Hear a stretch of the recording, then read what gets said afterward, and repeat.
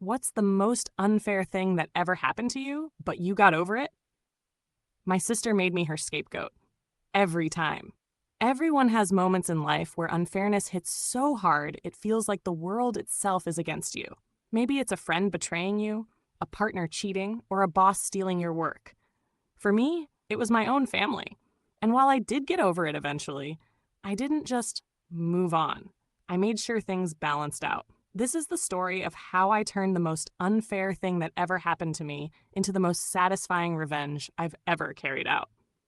Growing up, my younger sister, Emily, was always the golden child. Teachers loved her, neighbors adored her, and our parents, they practically worshipped the ground she walked on. She was charming, pretty, and manipulative as hell. Me? I was the quieter one. Studious, serious, the type who actually followed rules. You'd think that would win points. But in my house, being responsible just meant my parents expected me to do more while Emily got away with murder. If Emily forgot chores, I had to cover. If Emily broke something, I got blamed for not looking after her. If Emily lied, somehow I was the one who misunderstood.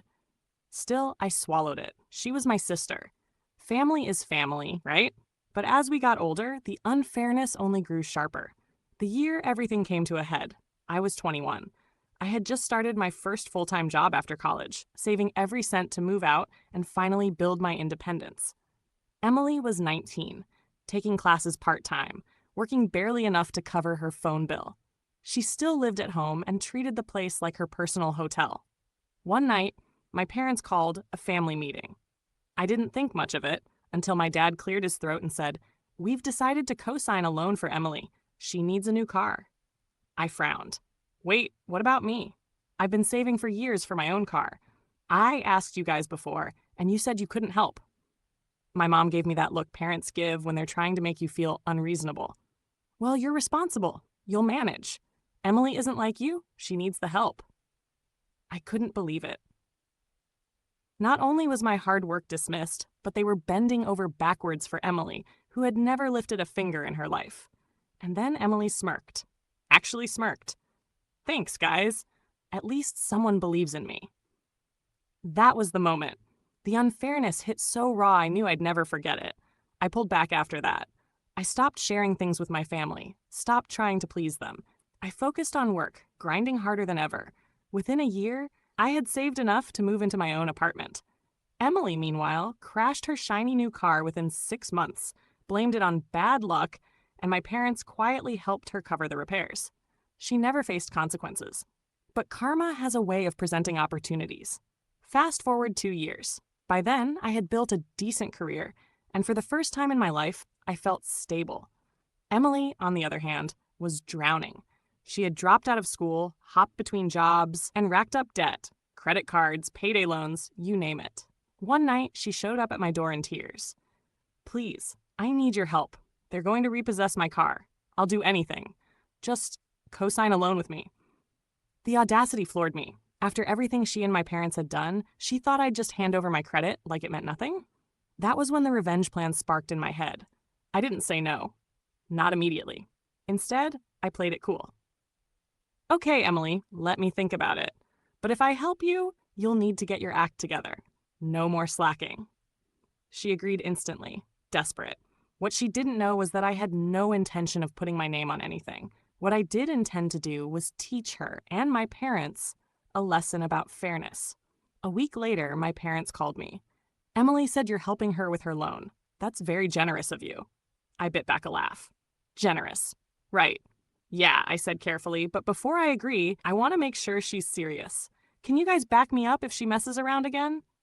"Oh, of course," my mom said quickly. "She's learned her lesson. This time will be different." Perfect. Step 1 was gathering evidence. Over the next month, I had Emily send me all her financial documents so I could prepare for the bank. Bank statements, bills, overdue notices. She trusted me completely, thinking I was her savior. What I was really doing was building a case, a detailed record of just how reckless she'd been. Step 2 was timing. Our parents decided to throw a big family dinner. Relatives, neighbors, everyone. A perfect audience. That night, after the meal, Emily sweetly announced, "I just want to thank my sister for helping me get a new loan. She really came through for me." The room filled with nods of approval. My parents beamed, proud of their selfless daughter. And that's when I struck. I stood up, calm and collected. Actually, I need to clear something up. I'm not co-signing anything for Emily, and I want everyone here to understand why. The room went silent. Emily's smile faltered. I pulled out a folder, copies of all her overdue bills, debt letters, and the accident report from when she wrecked her first car. This, I said, holding the papers up, is Emily's financial history.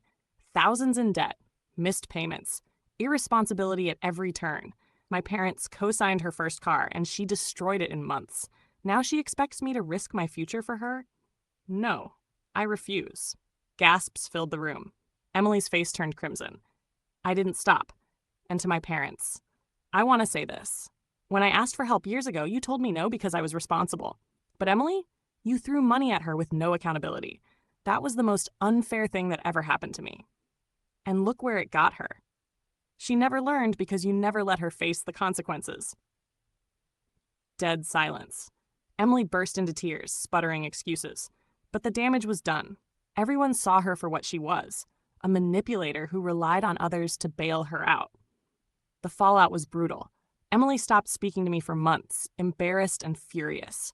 My parents tried to guilt trip me, but when relatives started murmuring about how enabling they'd been, they backed off. The best part? Word spread fast. Our community was tight-knit, and soon Emily's reputation crumbled. Job offers dried up. Friends distanced themselves. For the first time, she had to stand on her own 2 feet. As for me, I walked away lighter. I didn't co-sign a thing, didn't lose a cent, and finally felt like the scales of fairness had tipped back in my favor. So, what's the most unfair thing that ever happened to me? Watching my sister get handed everything while I struggled alone. But getting over it didn't mean forgetting. It meant taking control, exposing the truth, and making sure the unfairness finally came crashing back on the people who caused it. And let me tell you, seeing Emily cry at that dinner while the entire family stared, that was justice. That was closure. That was karma. Like and subscribe, share if this happened to you or someone you know.